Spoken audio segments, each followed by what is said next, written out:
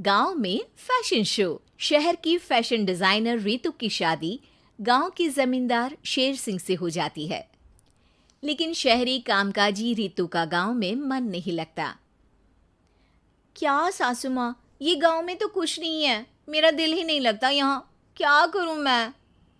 अरे बेटा, जहाँ पति का कारोबार बीवी तो वही अच्छी लगती है ना। अब हम लोग इतने पैसे वाले हैं कि गांव में मेरे बेटे लायक लड़की ही नहीं मिली। अरे माँ, मैं तो ये बोल रही हूँ कि क्या करूँ जिससे मेरा थोड़ा दिल लगे। अरे बेटा, मैं भी शहर की थी। यहाँ आकर मैंने गांव में स्कूल खोल लिया। बच्चों को पढ़ाती थी तो मन लग जाता था। तू भी कुछ देख ले जिससे गांव की बहू बेटियों का भला हो जाए और तेरे जमींदार ससुर जी का नाम भी हो जाए।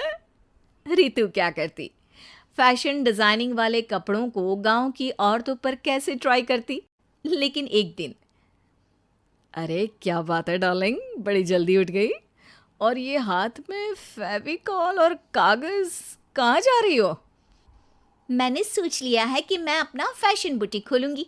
गांव की औरतों को सजा धजा कर फैशन शो करूंगी और यहाँ की औरतों को भी शहर के फैशन से वाकिफ करवाऊंगी। फैशन और यहाँ की औरतें, अरे इन लोगों को तो बस चूल्हा चौका आता है। खाली समय में एक दूसरे के सर से जुएं निकालती हैं या फिर अचार पापड़ बनाती है। इन लोगों के बस की नहीं है फैशन को समझना। लेकिन रितु मानती नहीं। वो पूरे गांव में पोस्टर चिपका देती है कि किसी को भी नए डिजाइन के कपड़े पहनने का शौक है तो जल्दी जमींदार की बहू से मिले।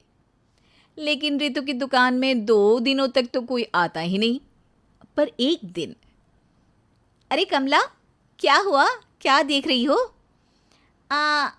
ये पुतला देख रहा है दीदी। क्या दिख रहा है इसमें ऐसा?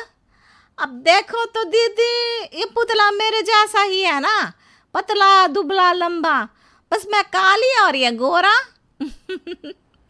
तू ये बता, इस पुतले के कपड़े तुझे कैसे लग रहे हैं? अरे कपड़े तो बहुत ही सुंदर है दीदी, लेकिन तू ना बस कल इसी समय आ जाना और अपने जैसी 2-3 और को भी ले आना। अगले दिन कमला 2 लड़कियों को लेकर आ जाती है। रितु उन लोगों को अपने हाथ के सिले कपड़े पहनाती है और घर भेज देती है। उन लोगों को गांव की दूसरी औरतें भी देखती हैं। और फिर क्या, अगले दिन रितु जब दुकान खोलती है तो सामने बहुत सी औरतें उसके बनाए डिजाइनर कपड़े पहनने को तैयार खड़ी होती हैं। तुम लोगों को कपड़े के साथ ही हल्के मेकअप और स्किन केयर की भी क्लास देनी पड़ेगी। रितु गांव की औरतों को फैशन का ज्ञान देने में लग जाती है। एक दिन रितु का पति कहता है, अरे रितु, तुम्हारी फोटो पेपर में आई है। क्यों भाई, ऐसा क्या कर दिया मैंने? क्या लिखा है? अरे लिखा है गांव में होगा अब फैशन वीक। अरे हाँ, कल ना कोई फ़ोन आया था मीडिया वालों का, तो मैंने भी बोल दिया कि फैशन शो तो अब गांव में होगा। लग रहा है उसी की खबर बना दी है। तभी रितु को एक फ़ोन आता है। हेलो, कौन बोल रहा है? जी मैं काम्या बात कर रही हूँ, लुक में फैशन वीक से। हम लोगों ने आपका काम देखा। हम शहर वर्सेस गांव का फैशन थीम में एक फैशन शो आपके गांव में करना चाहते हैं। अरे वाह, ये तो बहुत ही अच्छी बात है। मैं अपनी मॉडल्स के साथ शो में हिस्सा ज़रूर लूँगी। बस अब क्या था, वो दिन भी आ जाता है जब रितु की गांव की गोरी शहर की छोरी के साथ स्टेज शो में हिस्सा लेती हैं। शो के बाद, अरे आपकी वो जो कलेक्शन है ना, मैं उसकी पूरी सीरीज खरीदना चाहती हूँ। सच में आपने वो कपड़े डिजाइन करे जो आज के लोग आसानी से घर और बाजार में पहन सकते हैं। और बजट में भी है। हम भारतीयों के लिए तो ये डिज़ाइन बेस्ट है जी। वैसे आपने क्या सोचकर ये कपड़े बनाए और आप इसे कितना आगे और लेकर जाना चाहती हैं? औरतें और फैशन एक दूसरे के पर्यायवाची है। तो ये किसने कहा कि गांव की औरतों को डिज़ाइनर कपड़े पहनने का हक नहीं? मेरा मानना है कि शौक सभी औरतों में होता है।